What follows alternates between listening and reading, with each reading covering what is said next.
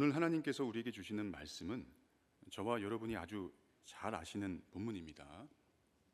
예수님 부활 이후에 베드로를 비롯해 여러 제자들이 물고기를 잡으러 갔지만 아무것도 잡지 못했습니다.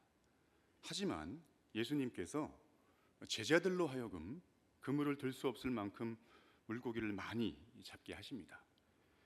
153마리의 기적이라 불리우기도 하는 이 이야기 속에 오늘 우리가 잠시 생각해 볼 것은 기적의 체험보다 디베랴 호수, 갈릴리 바다이기도 합니다. 이 디베랴 호수로 향하는 제자들의 마음입니다. 기적을 체험하기 직전의 상황과 분위기 말입니다. 그 전에 추측해 볼 것 하나가 있습니다. 왜 제자들이 물고기를 잡으러 갔는가 하는 것입니다. 성경 본문에 보면 베드로가 먼저 물고기를 잡으러 가겠다고 했고 나머지 몇몇 제자들이 함께 가겠다고 기록되어 있을 뿐 그들이 그 밤에 왜 물고기를 잡으러 갔는가에 대한 이유나 정황에 대해서는 구체적으로 나타나 있지 않습니다. 어떤 성경학자들은 제자들이 사명을 버리고 그 전에 삶의 자리로 돌아갔다 하지만 그 주장은 다소 신빙성이 부족합니다. 왜냐하면 베드로를 따랐던 나머지 제자들 중 이름이 언급된 도마나 나다나엘 모두 어부 출신이 아니었기 때문입니다. 또 어떤 성경학자들은 제자들이 왜 물고기를 잡으러 갔는가에 대해 그들이 제자로서 사명은 포기한 것은 아니지만 이전에 주님의 공생의 기간 동안 여인들이 물질로 섬겼던 일들이 중단되었기 때문에 먹고 살 생활비를 벌어야 할 필요가 초래되어 물고기를 잡으러 갔다고 주장하기도 합니다. 오히려 저는 이 부분의 해석이 좀 더 개연성이 있다고 보지만 어떤 견해가 더 타당한가 논하기보다 앞서 말씀드렸듯이 디베랴 호수를 찾았을 때의 제자들의 마음에 좀 더 집중해서 잠시 생각해 봤으면 좋겠습니다. 베드로와 제자들은요, 지난 몇 날 며칠 동안 도저히 견디기 힘든, 감당할 수 없는 여러 상황들을 겪어야 했습니다. 예수님이 잡히시던 날부터 시작해서 예수님의 십자가 고난과 죽으심은 제자들에게 아마 큰 혼란과 고통의 연속이었을 것입니다. 뿐만 아니라 무덤에 안치되었던 예수님이 갑자기 살아나셔서 제자들 눈앞에 나타났다가 사라지셨을 때에는 기쁨도 잠시, 요한복음 앞장에 보면요 20장 20절에 부활하신 예수님을 보고 제자들이 기뻐했다 하고 있습니다. 하지만 기쁨도 잠시 예수님이 사라진 이후에는 제자들의 이 마음은 오히려 걱정되어 편치 않았을 것입니다. 분위기가 안정되지 않고 뒤숭숭했을 것입니다. 앞으로 우리들은 어떻게 되는 것인지, 앞으로 나는 무엇을 해야 되는 것인지 제자들의 마음이 불안하지 않았을까요? 불안. 이렇게 그들은 그 불안한 마음을 달래기 위해 디베랴 호수로 나서지 않았을까 싶습니다. 혹 하룻밤의 수확으로 그 불안함을 조금이라도 떨쳐버릴 수 있지 않을까 하는 막연한 기대와 함께 말입니다. 하지만 그들은 밤을 지새우며 열심히 그물질하였지만 이상하게도요, 단 한 마리의 물고기도, 아니 아무것도 잡히지 않았습니다. 아무것도. 결국 밤새 헛수고한 그들의 몸은 지칠 대로 지쳐버렸습니다. 마음은 더 괴롭고 힘들어졌습니다. 불안한 마음을 달래기 위해 찾은 디베랴 호수였고 그 불안한 마음을 조금이라도 떨치기 위해 배에 오르고 그물을 잡았지만 베드로나 다른 제자들도 마찬가지로 몸도 마음도 편안해지지 않았습니다. 더 불안했을 것입니다. 여러분, 때때로 우리의 삶에도 여러 걱정되고 근심되는 일들로 몸도 마음도 편치 않을 때가 있습니다. 불안이 찾아옵니다. 나는 앞으로 어떻게 되는 것이지? 나는 앞으로 무엇을 해야 되는 것이지? 불안 때문에 겪은 저의 에피소드를 잠시 말씀드리면요. 제가 미국에서 유학 생활을 할 때였습니다. 10년이 조금 안 된 이야기입니다. 참 감사하게도 하나님께서 저희 부부에게 둘째를 선물로 허락해 주셨습니다. 아이를 갖게 되면 보통 엄마 아빠들이 다 그렇듯이 저희 부부는 가족들과 지인들로부터 축하와 격려를 참 많이 받았습니다. 나름 미국산이라고 미국산이라고 해서요. 그러면서 저는 아내의 건강에 대한 안부를 자주 받았습니다. 사모님은 몸은 괜찮으신가요? 입덧은 심하지 않으세요? 라고 말입니다. 그런데 저는 아내의 임신 초기에 몇 주 정도 그 질문들에 대답하기 참 난감했던 적이 있습니다. 축하와 격려를 해주시고 안부를 묻는 분들 때문이 아니었습니다. 바로 제 자신 때문이었습니다. 저는 아내는 괜찮습니다. 다행히 입덧을 하지 않습니다. 라고 답해 드렸지만 제 마음속으로는 이렇게 대답하였습니다. 아내 대신 제가 입덧을 합니다. 제가 대신 고생을 하고 있습니다. 라고 말입니다. 여러분, 제가 이래봬도요 입덧한 남자입니다. 입덧한 남자. 농담처럼 우스갯소리로 들리실지 모르겠지만 저의 아내가 임신한 지 한두 달 사이에 제 몸에 이상 변화가 생겨나기 시작했습니다. 아침에 속이 메스꺼리고 또 갑자기 신과일이 당기거나 하는 신체적인 증상과 함께 말입니다. 평소보다 쉽게 예민해지는 심리적인 증상을 함께 겪게 된 것입니다. 다들 믿지 않으시는 눈빛인데요. 정말 그랬습니다. 그리고 흔히 남자들이 경험해 볼 수 없는 입덧이라고 생각되는 것을 몇 차례 경험해 본 것 같기도 합니다. 때문에 그러한 증상에 대해 아무것도 모르고 전혀 준비가 되지 않은 저는 처음에 조금 혼란스러웠습니다. 내가 왜 이러는 거지? 내가 임신한 것도 아닌데 하면서 말입니다. 다행히도 아내가 임신 중기로 접어들면서 제 몸은 편안해졌습니다. 안정을 찾았습니다. 그때 저는 결심했습니다. 셋째는 생각도 말아야지. 제가 임신하거나 아이를 낳은 것도 아닌데요. 그때는 정말 힘들었기 때문이었습니다. 여러분, 실제로 조사에 따르면 오늘날 65%의 아이를 갖는 부부들이요, 배우자의 임신 기간에 따라 신체 감정 그리고 심지어 호르몬의 변화를 겪는다고 합니다. 이것은 임신 중인 아내와 함께 겪는 공감 임신, 즉 쿠바드 증후군이라는 것입니다. 저는 이 쿠바드 증후군에 대한 글을 보고 나서요, 갑작스러운 제 자신의 신체와 심리적인 변화에 대해 이해되고 안심할 수 있었습니다. 내가 아빠들이 겪을 수 있는 하나의 증상을 겪는 것이구나 하면서 말입니다. 그런데 이 증후군에 대한 원인이 아내의 임신으로 인해 남편들이 극도로 긴장하고 불안할 경우에 나타나게 되는 현상이라고 합니다. 그러고 보니 제가 부모와 가족도 기댈 수 없는 먼 타국에서 임신한 아내와 뱃속에 있는 아이를 생각하면서 경제적으로나 언어적으로 이 문제를 어떻게 헤쳐나가야 할까 혼자 여러 가지로 고민하고 염려하다가 그 시기에 제 마음이 매우 불안했던 것 같습니다. 그때부터 저는 제가 그리고 우리가 일상에서 겪게 되는 이 불안에 대해 주의 깊게 생각해 보게 되었습니다.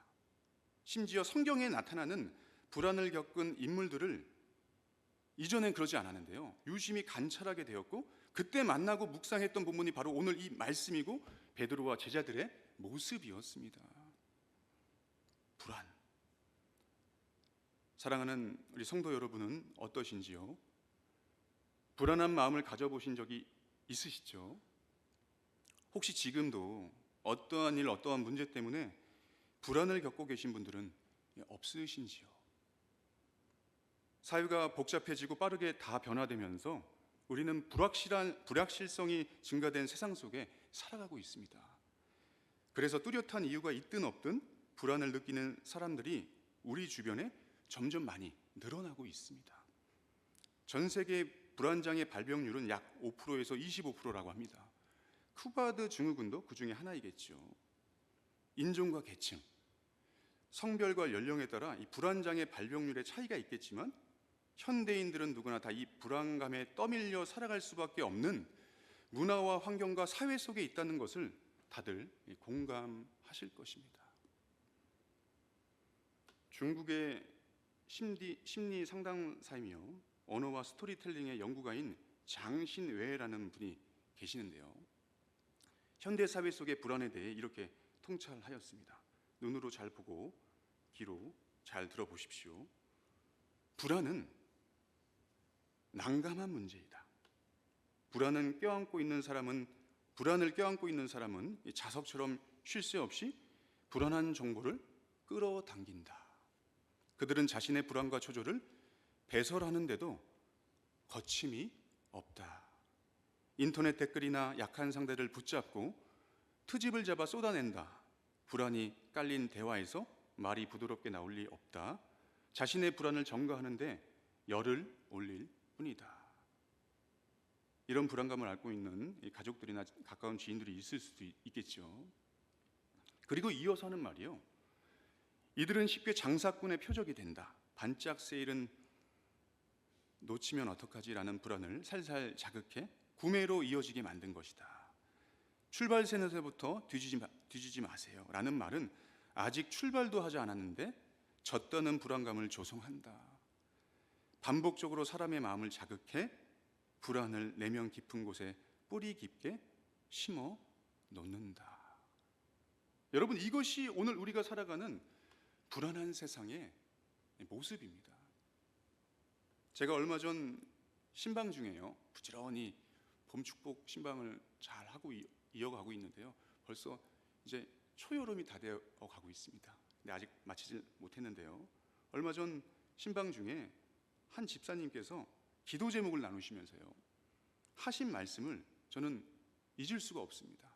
이렇게 말씀하셨습니다. 이제 말씀 전하고 이제 기도 제목 나누는 시간이 있거든요. 그때 목사님, 제 기도 제목은요, 제 안에 불안한 마음이 없어졌으면 하는 것입니다. 이렇게 갑자기 기도 제목을 내놓는 것입니다. 그래서 제가 무엇 때문에 그렇게 불안하신지 집사님께 조심스럽게 물었더니 자기도 자신이 왜 이렇게 불안한지 모르겠다는 것입니다. 그분은 평소에 열심히 예배드리고 맡은 사역도 성실히 잘 감당하고 계셨던 집사님이기에 저는 그분의 고백에 당황하지 않을 수 없었지만, 한편으론 그래, 이 목사도 불안함을 겪고 사는데 성도님들도 당연히 불안할 수 있지 하며 그 원인물 불안감도 이해가 되었습니다. 그래서 그분을 생각할 때마다 주님, 그 집사님께서 불안하지 않게 해주세요라고 기도하고 있습니다. 여러분, 이처럼 우리는 성도라는 이름으로 여기 있지만 불확실한 삶 속에서 쉽게 풀리지 않는 일들과 문제들, 또 여러 갈등으로 불안을 겪으면서 또 한편으론 이유 없이 불안을 품고 살아가는 연약한 존재들이라는 것입니다. 그렇다면 이 불안을 겪는 오늘 우리 모두에게 정말로 필요한 것은 무엇일까요? 저는 그 힌트를 오늘 본문 말씀에서 여러분들에게 찾아드리고 싶은 것입니다.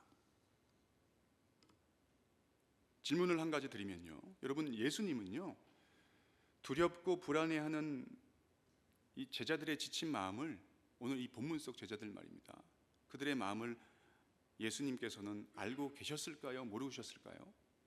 알고 계셨습니다. 아주 잘 알고 계셨습니다.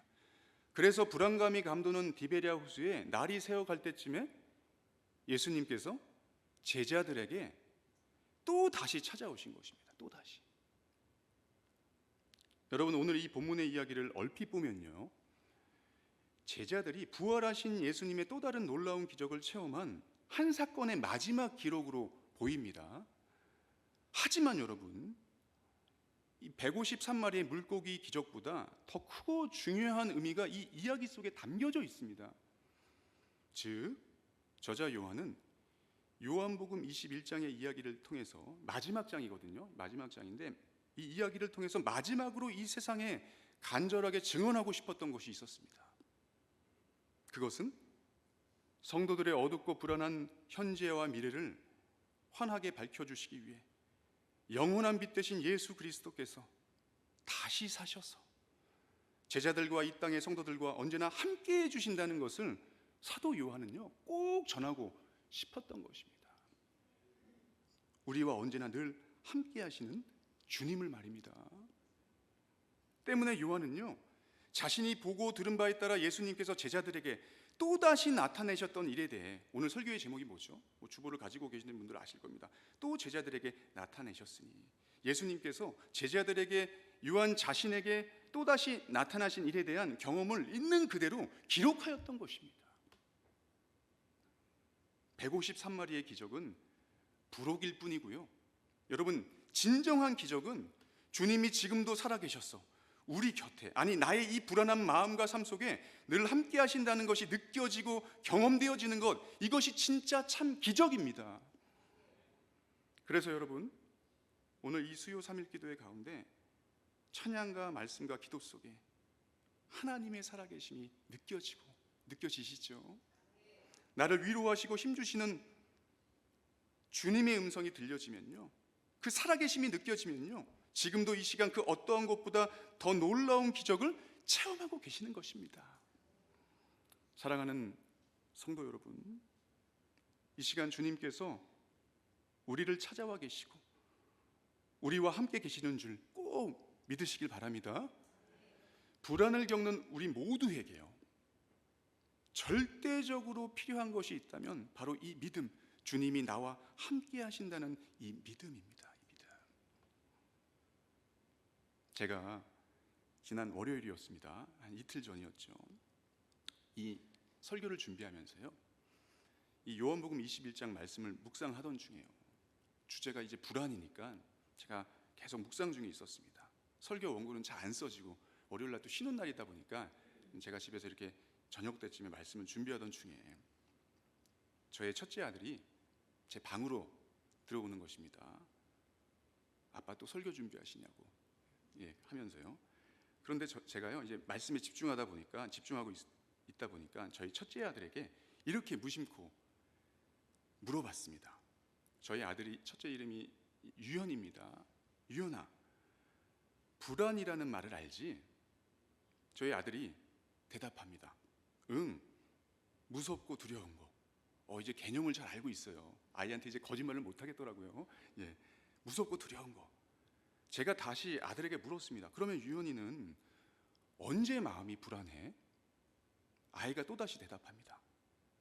내가 불안할 때는 엄마가 없을 때나 아빠가 없을 때야. 엄마가 말 안 하고 밖으로 쓰레기 버리러 나갔을 때, 엄마가 보이지 않으면 난 불안하더라고 라고 대답하는 것입니다. 의외로 진지한 아이의 대답에 제가 반대로요, 질문을 하나 던지고 그냥 끝내려고 했거든요. 나가라고 하려고 했는데요, 이 아이랑 이제 대화가 되는 것입니다. 그래서 제가 이 의외로 진지한 이 아이의 대답에 제가 반대로 다시 아이에게 이렇게 물어봤습니다. 그럼 유현아, 엄마 아빠가 있으면 불안하지 않아? 아이가 망설임 없이 자신 있게 대답합니다. 왜 불안해? 엄마도 있고 아빠도 있는데. 왜 불안해? 엄마도 있고 아빠도 있는데. 여러분, 저는 이 아이의 확실한 대답에 제 머리가 마치 망치로 쾅 하고 얻어맞은 느낌이었습니다. 그리고 제 속에 아이의 말을 되새기는데요, 혼자 말입니다. 그 말이 하나님께서 제 영혼 깊숙이 속삭여 주시는 것처럼 음성이 들리는 것 같았습니다. 여러분, 저도 여러분에게 말 못할 문제와 아픔으로 불안해하며 삽니다. 성도님들께 목사라고 말하지 못하고 표현하지 못해서 그렇지요, 디베랴 호수에서 밤을 지새우며 열심히 그물질하였지만 아무것도 잡지 못해서 지칠 대로 지쳐버린 이 불안해하는 제자들의 모습처럼 저도 사실 이 불안해하며 삽니다. 그런데 그런 제게 아이의 고백이 제 영혼 깊숙한 곳에서 이런 음성처럼 들리는 것 같았다는 것입니다. 왜 불안해? 하나님이 계시는데. 왜 불안해? 예수님께서 너와 함께 계시는데. 왜 불안해? 성령께서 지금 너와 동행하고 계시는데. 여러분, 사랑하는 성도 여러분, 무엇 때문에 어렵고 힘드신지 저는 잘 모르지만 불안해하지 마십시오. 주님이 오늘 우리와 늘 함께 하십니다. 오늘도 내일도 이 믿음으로 꿋꿋하게 나아가시길 주님의 이름으로 축복드립니다. 다 같이 결단하는 마음으로 한번 따라해 보실까요? 믿음이 불안보다 큽니다. 다시 한번요. 믿음이 불안보다 큽니다. 그렇습니다, 여러분. 믿음이 불안보다 크고 믿음이 모든 것을 이깁니다. 그러므로 우리는 다시 믿음으로 돌아가야만 합니다. 이 믿음이 회복되고 이 믿음 안에 거하셔서 불안을 극복하시고 승리하시는 저와 여러분 되시기를 주님의 이름으로 간절히 소망합니다. 제가요, 여러분, 이번 설교를 준비하면서 참 아이러니하게도 그 어느 설교를 준비할 때보다 마음이 참 불안하였습니다. 이상하게도 너무 불안한 것입니다. 그런데 말씀을 준비하는 오늘 새벽 아침에 시편의 한 말씀을 묵상하다가 오늘 아침에 말입니다, 불안했던 제 마음을 내려놓고 한참 동안 시편의 말씀을 묵상하다가 그 불안했던 제 마음을 내려놓고요, 한참 동안 아무것도 하지 못한 채 그 기도의 자리에서 눈물만 흘렸습니다. 나와 함께 하시는 하나님이 주시는 그 위로와 평안의 말씀 때문에 제 심령이 감동되었기 때문이었습니다. 그 말씀을요, 새번역 번역으로 제가 한번 읽어드리겠습니다. 시편 94편 18절과 19절 말씀입니다. 주님, 내가 미끄러진다고 생각할 때에는 주님의 사랑이 나를 붙듭니다. 내 마음이 번거로울 때에는, 저는 이 번거롭다는 표현을요, 불안할 때라고 해석되어지더라고요. 불안할 때에는 주님의 위로가 나를 어떻게 한다고요? 달래줍니다. 파님 이제 좀 이렇게 반주 좀 해주시겠어요? 사랑하는 성도 여러분, 세상은요, 우리가 미끄러질 때가 있지 않습니까? 넘어질 때가 있습니다. 세상 살다 보면요. 세상은 그럴 때마다 어떻게든 깎아내리고 나를 물어뜯고 다시 일어서지 못하게 만듭니다. 그래서 이러한 세상 속에 우리는 어떻게든 넘어지지 않으려고, 미끄러지지 않으려고 스스로 애쓰다 보니 마음이 번거롭고 불안한 것입니다, 여러분. 하지만 여러분, 시편 말씀처럼 우리 주님의 다함 없는 사랑은 언제나 나를 붙들고 계십니다. 미끄러진 나를 괜찮다 말씀하시며 슬픔과 아픔에 있는 나를 보듬어 주시고 다시 한번 해보자고 용기를 주시며 일으켜 세워주십니다. 우리 주님께서 말입니다. 그리고 마음이 복잡한 나를 언제나 위로하시고 불안한 나를요, 토닥토닥 달래주십니다. 믿으시죠? 아멘. 간절히 바라기는 예수님이 찾아오시는 오늘 우리의 삶에 갈릴리 바다 디베랴 호수 현장이 먼저 이 수요 3일 기도회, 말씀과 기도의 자리가 되기를 간절히 소망합니다.